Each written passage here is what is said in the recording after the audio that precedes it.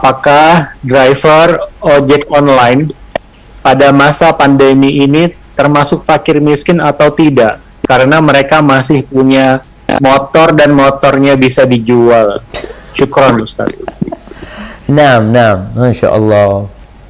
Ya, kalau bicara fakir miskin itu jamaah, fakir itu di bawahnya miskin.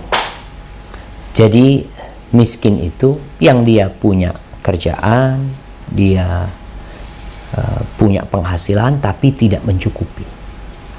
Artinya kalau dalam setahun, mamanya dia butuh makan, dia butuh kendaraan, dia butuh rumah tempat tinggal, tapi nggak cukup buat dia. Mamanya kalau bicara penghasilan dia setahun itu per kapitanya anggap 50 juta karena banyak anaknya atau apa. Kebutuhan dia 70 juta, maka dia miskin karena nggak cukup buat dia. Maka kita penuhin dia kebutuhan dia gitu. Artinya dia udah bekerja, dia berusaha. Adapun fakir di bawahnya lagi, kadang-kala dia nggak punya pekerjaan, ya susah hidupnya, lebih susah daripada yang miskin. Ada yang mengatakan miskin itu yang belum punya nisab, artinya dia nggak punya uang sampai nisab. Itu sebagai pendapat ulama. Kalau dikatakan tadi driver online, ya dia punya rumah, mungkin dia punya mobil juga, mobilnya buat kerja, artinya itu buat kerjaan dia. Bukan kelebihan harta dia beli mobil, beda lagi.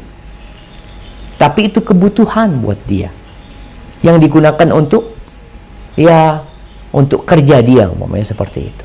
Jadi orang punya rumah, kecuali rumahnya mewah, dia nggak punya penghasilan tapi rumahnya mewah, Ustaz, ya ganti rumahnya. Rumahmu ini bisa buat usaha, bisa buat macam-macam. Tapi kalau yang dikatakan tadi driver online, ya yang dia memang mungkin punya mobil, mungkin dia punya kendaraan, motor yang dia gunakan untuk bekerja.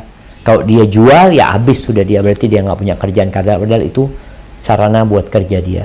Jadi ketika orang punya kendaraan, punya rumah, tapi penghasilannya tidak mencukupin, baik karena PSBB atau bukan karena PSBB, maka dia dikatakan miskin. Ada orang yang cukup buat makan, ini miskin juga.